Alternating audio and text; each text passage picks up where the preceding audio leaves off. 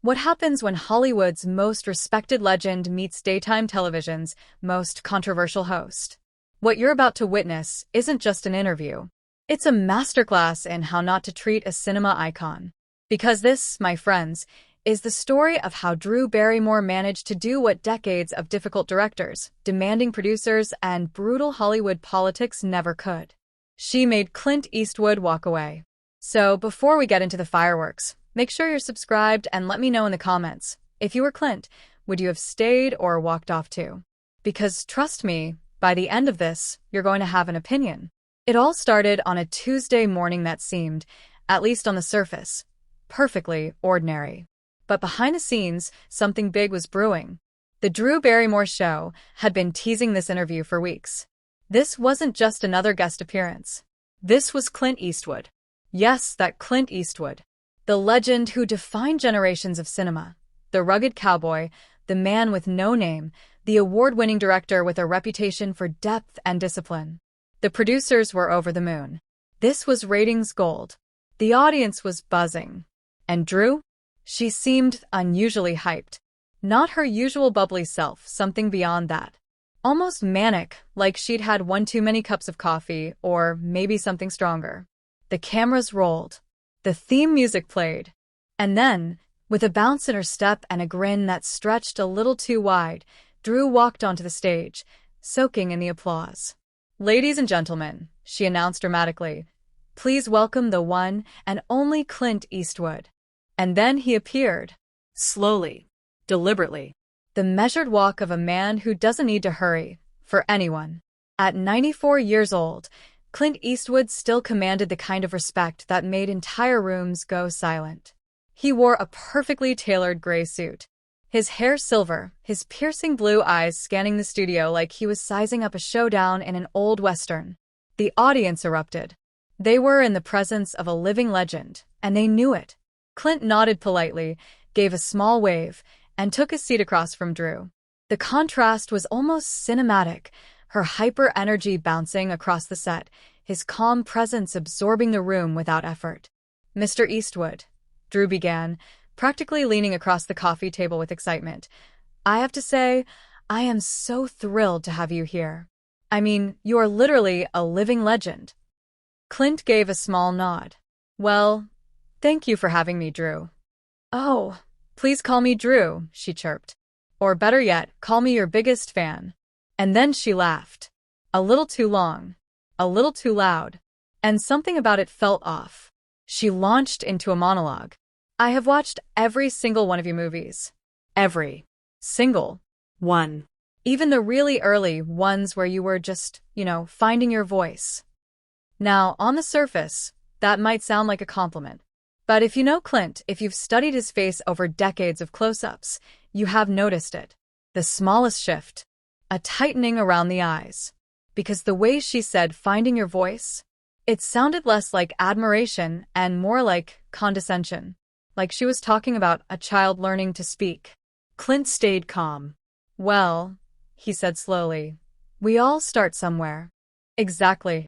Drew clapped her hands together like a schoolteacher congratulating a student. "And that's what I love about your story.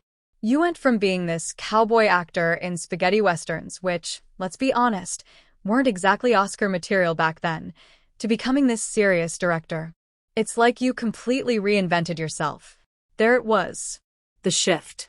Subtle, but you could feel it. The audience felt it too. They couldn't quite put their finger on it, but something was changing in the room. Clint leaned back in his chair, his posture still relaxed, but a little more distant now. "I wouldn't say I reinvented myself," he replied evenly. "I think I just explored different aspects of storytelling. The westerns taught me a lot about character, about saying more with less." Right. Drew nodded, but you could tell she wasn't really listening. She had an agenda. And then she said it. "But you have to admit," she went on, "those early movies were pretty formulaic.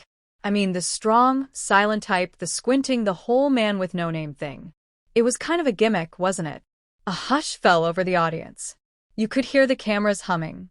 And in that instant, what was supposed to be a light-hearted interview started to feel like something else entirely. Clint didn't flinch. But when he spoke, his voice was quieter now, with an edge underneath. "I never considered my work a gimmick," he said. "Those films were about exploring themes of justice, morality, survival. They resonated with audiences because they said something meaningful about the human condition." "Oh, absolutely," Drew said brightly. But her tone? It said the exact opposite. And then came the bomb that set the rest of this interview on fire. "I mean, they were important for their time," she continued, "but you have to see how they look now, right? All that toxic masculinity, the violence, the way women were portrayed. It's pretty problematic when you watch them today." And that, right there, was the moment the temperature in the room dropped. Clint Eastwood, icon, legend, survivor of Hollywood for over 60 years, had just been told his life's work was problematic. And his response? Oh, you'll want to hear this. Because what Clint said next turned an awkward moment into a full-blown cultural showdown. So what did he say? Did he stay calm? Did he lose his temper? Or did he deliver one of the most devastating verbal takedowns in television history? Stick around, because in part 2, things go from tense to explosive. And trust me, you've never seen Clint Eastwood like this before. The lights on set were bright, almost blinding, casting that familiar golden glow across the stage. The studio audience was buzzing with anticipation. They weren't just here for an interview. They were here for a moment. Something about this meeting felt special, almost historic. And they were right. Clint Eastwood walked in with that unmistakable stride. Calm, deliberate, like a man who doesn't need to rush for anyone. Even at his age, he had that aura, commanding without trying, powerful without a single word. The applause erupted, a standing ovation that lasted longer than most guests ever get. He gave a small nod, that classic Eastwood half-smile, the kind that says, "Thanks, but let's not make a big deal about it." Drew Barrymore rose from her chair to greet him, her energy a whirlwind compared to his quiet storm. She hugged him, of course she did, because Drew Barrymore is warmth personified. She radiates joy and spontaneity. But here's the thing about Clint Eastwood. He's not the kind of guy you ambush with unpredictability. He thrives on control, subtlety, and that old-school sense of decorum. They sat. Cameras zoomed in. The first few seconds were everything you'd expect. Pleasantries, smiles, light laughter.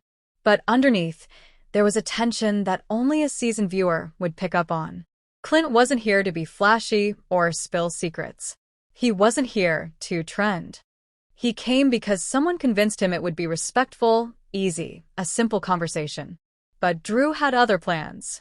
You see, Drew Barrymore isn't just a talk show host. She's a storyteller, a connector, someone who thrives on intimacy. Her interviews often blur the line between personal and professional. And today, she wanted vulnerability. She wanted the man behind the legend. The trouble? Clint Eastwood has spent decades making sure that man remains hidden. "So, Clint," she began, leaning in with that wide-eyed curiosity that makes her so disarming. "Do you ever think about how fragile life is?" It was an odd opening for an actor whose entire career has been built on grit and stoicism. The studio audience chuckled nervously. Clint gave a half-smile, but his eyes didn't match.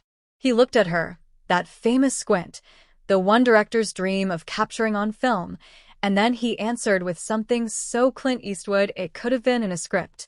"Life's not fragile," he said slowly. "People are." There was a pause. A beat of silence that felt heavier than the bright lights overhead. Drew laughed, a little too quickly, trying to keep the mood light. But Clint didn't laugh. He just sat there, calm, collected, his words hanging in the air like smoke from an old Western saloon. The audience felt it. That shift. This wasn't going to be the bubbly, cozy conversation they expected. This was a man who wasn't here for emotional deep dives or viral moments. He was here because he agreed to an interview, and that's as far as he was willing to go. But Drew? She wasn't backing down. Not yet. She leaned forward again, eyes soft but determined. "Do you ever cry, Clint?" Her voice dropped to almost a whisper, like she was inviting him into a sacred space. The question hung there like a challenge, daring him to crack, to let the world see a different side of him. The audience gasped, quietly but audibly. It wasn't disrespectful, but it was bold. You don't ask Dirty Harry if he cries. You don't ask the man who built an empire on toughness and restraint to bare his soul in front of millions. But Drew just did. And for the first time that day, Clint Eastwood moved. Not much, just a slight shift in his chair, a subtle tightening of his jaw. His eyes met hers, and for a fraction of a second, something flickered. Annoyance? Amusement? Maybe both. He took a breath.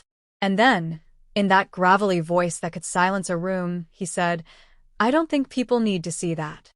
Boom. That was it. The line that sent a ripple through the audience, and, eventually, through the internet. Because in that single sentence, Clint Eastwood reaffirmed everything we thought we knew about him, and everything Drew Barrymore was trying to undo. But here's the kicker. The interview didn't stop there. Drew wasn't about to retreat.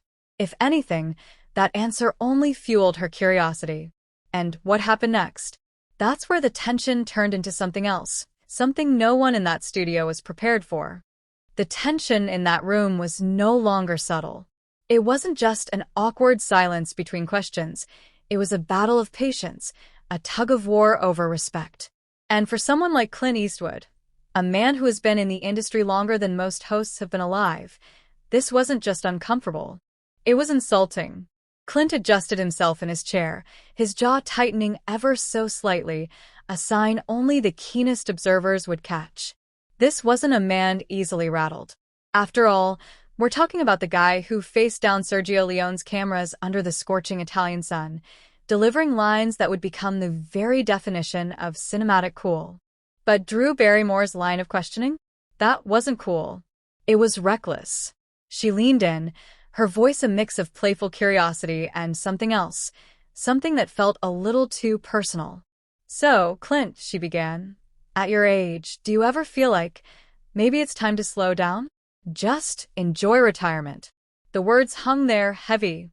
The audience gave an awkward laugh, unsure if it was meant to be funny. Clint didn't flinch, but his eyes did something fascinating. They froze. It wasn't anger, not quite, but a kind of measured steeliness. A look that said, "I've outlasted tougher critics than you, lady." "Slow down," he repeated, his voice low, almost amused. "Why would I do that?" The room shifted. Suddenly, it wasn't Drew's show anymore. It was his. You could feel the balance of power tilting right there, on live television. But Drew didn't notice, or maybe she did, and she doubled down anyway. She chuckled nervously, twirling a strand of her hair, and said, "Well, I mean, you've done everything. Oscars, legendary films, decades of success. Don't you ever just want to sit back, maybe sip margaritas on a beach, and, relax?" Clint smiled. That smile. The same one that sent chills through audiences when he delivered "Go ahead. Make my day." Only this time, it wasn't a line. It was real. And that made it even more dangerous. "I'll relax when I'm dead," he said. The audience erupted, half in laughter, half in disbelief. It was vintage Eastwood, sharp, unapologetic, and delivered with the precision of a man who knows exactly who he is. But Drew? She wasn't laughing. At least, not really. You could see it in her eyes. That question wasn't supposed to backfire. It was meant to charm, to make light of the situation, to keep things playful. Instead, she had just poked the bear. And here's where it gets even more interesting. Because what Drew did next wasn't an accident. It was a choice. She leaned in closer, closing the gap between them, and with a mischievous grin said, "You sound like someone who doesn't like the idea of aging. Is that what it is? Are you afraid of getting old?" Boom. That was it. The line no one in their right mind would throw at Clint Eastwood on national television. The audience gasped audibly this time. And Clint? He didn't answer right away. He just sat there, staring at her, his expression unreadable. It was the kind of silence that makes producers sweat in the control room. Seconds felt like minutes. The cameras zoomed in, catching every detail of his weathered face, every flicker of thought behind those piercing eyes. Finally, he spoke. Slowly, calmly, but with the weight of a man who has lived 100 lives. "I'm not afraid of getting old," he said. "I'm afraid of stupidity. And questions like that? They don't help. You could hear a pin drop. Drew froze, her smile faltering just enough for the cameras to catch it. And that's when you realize you're watching history. Because this wasn't just an interview anymore. This was a clash of philosophies. A man who built a career on resilience, grit, and authenticity versus a host trying to turn him into a headline. But here's the kicker. Drew didn't back down. Not yet. She forced a laugh, trying to recover, and said, "Oh, come on, Clint. I'm just teasing. You know I love you." She reached out, touched his arm like that would soften the blow. But Clint didn't even blink. And at that moment, the audience wasn't on her side anymore. You could feel the energy shifting completely. People weren't laughing with her. They were cringing for her. Now, let me ask you this. Have you ever seen Clint Eastwood lose his cool on camera? No? That's because he doesn't. And that day was no different. He didn't raise his voice. He didn't storm off. He didn't need to. His presence did all the talking. And what happened next cemented this as one of the most unforgettable interviews in daytime television history. Because instead of changing the subject or playing it safe, Clint decided to give Drew Barrymore a lesson. Not in acting, not in filmmaking, but in respect. He leaned back, crossed his arms, and said, "You know, I've been doing this a long time. And I've had a lot of people ask me a lot of questions. Some good, some bad. But the thing is, the good ones, they come from curiosity. The bad ones, they come from ignorance. So, which one are you?" Whoa. That's not just an answer. That's a shot across the bow. And Drew? She had nothing. No witty comeback. No charming smile that could save her. For the first time in her career, Drew Barrymore looked speechless. The studio is silent. No laughter, no applause, just the uncomfortable weight of two legends locked in a battle neither expected. Drew shifts in her chair, her bubbly persona cracking just slightly. Clint, on the other hand, sits perfectly still, his gaze sharp, his jaw set like stone. "Clint," she says softly now, almost a whisper, "I didn't mean to offend you. I just thought." He cuts her off with a single word. "Thought what?" The tone is calm, almost polite, but there's an edge to it. The kind of edge that has carried Clint Eastwood through decades of iconic roles, where words were few, but power was everything. The camera crew is frozen. The producers are frantically signaling behind the scenes. This isn't the light-hearted segment they pitched. This isn't the feel-good TV they promised advertisers. This is something else, raw, unfiltered, and completely out of control. And then, Clint leans forward. For the first time in the entire interview, he moves toward her. The audience holds its breath. Drew swallows hard, realizing she's face-to-face with a man who's never needed Hollywood tricks to command attention. "You want to know what makes me tick?" Clint says. "You want the headline? Here it is. I don't like games. Never have." His voice is low, steady, but it carries across the room like a gunshot. "You came here wanting a moment. Something viral. Well, congratulations, you got it." There's a pause. A long one. The kind that makes seconds feel like hours. And then, Drew does something no one expects. She laughs. Not a nervous laugh, not forced, but genuine. Pure Drew Barrymore laughter. The kind that's charmed audiences for decades. "Clint," she says, shaking her head, "you are impossible." He cracks the smallest smile. Barely there, but it's enough to change the entire mood. The tension in the room dissolves, like a storm breaking into sunlight. The audience exhales as if they've been holding their breath for an eternity. And just like that, Clint leans back, cool as ever, and says the line that will go viral across every platform within hours. "Kid, I've been called worse." The studio erupts in laughter. The producers nearly collapse in relief. The interview continues, but nothing after that moment really matters. Because what just happened wasn't scripted.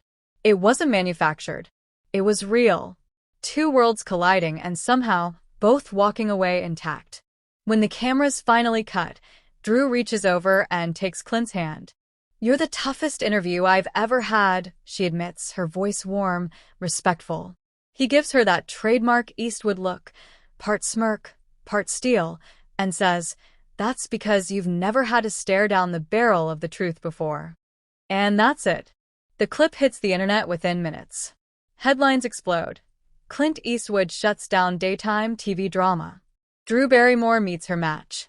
The interview that shook Hollywood. But here's the thing. For Clint, it was just another day. Another conversation. Another reminder that in a world full of noise, sometimes the quietest voice commands the loudest respect. And for Drew, she learned something that day, something no acting class, no Hollywood mentor could teach. Never underestimate the man who built a career saying very little and meaning every word. So, what do you think? Was this a clash of egos or a meeting of legends? Whatever side you're on, one thing's certain. This wasn't just an interview. This was history.